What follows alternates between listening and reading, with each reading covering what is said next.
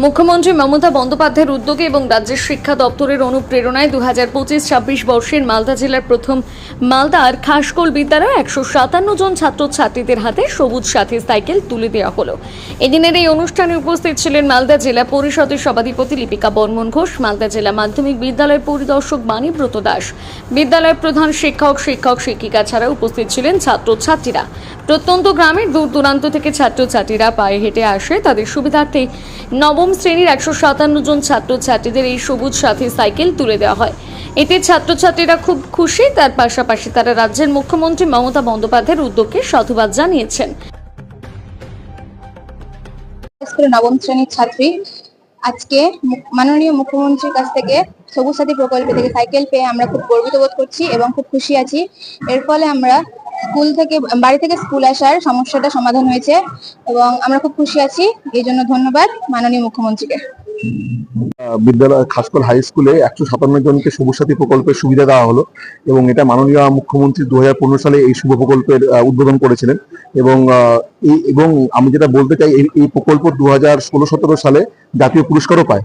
তো যাই হোক, আজকে আমাদের এই প্রকল্পটা এই স্কুল থেকে শুরু হলো, যার মুখ্য উদ্দেশ্য হলো যাতে কোনো ছাত্রছাত্রী পড়াশোনা বঞ্চিত না হয়। এবং অনেক ছাত্রছাত্রী আমরা শুনলাম যে অনেক দূর থেকে আসে, তো তাদের পক্ষে এটা একটা সহজলভ্য ব্যাপার হলো যে যাতে সাইকেলের মাধ্যমে সহজে আসতে পারে।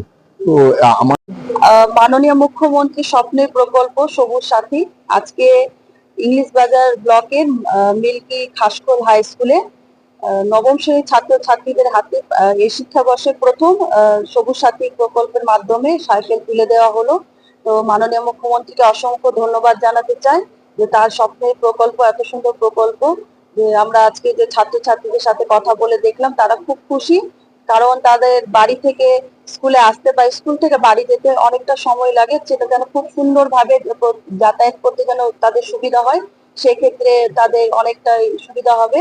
এবং তার পাশাপাশি মাননীয় মুখ্যমন্ত্রীর প্রকল্প অনেকটাই রয়েছে আমাদের, জানাই মিড ডে মিল থেকে শুরু করে আমাদের কন্যাশ্রী রয়েছে, আমাদের সবুজ সাথী এবং আমাদের অনেক প্রকল্প রয়েছে।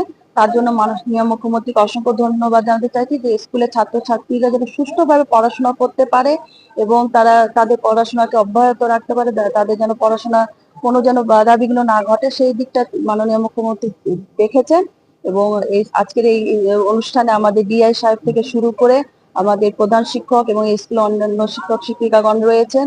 ছাত্রছাত্রীরা খুব খুশি, তাদের আবেগ উচ্ছ্বাস খুব ভালো লাগলো দেখে। তো আমি জন্য আবার মাননীয় মুখ্যমন্ত্রীকে ধন্যবাদ জানাতে চাই।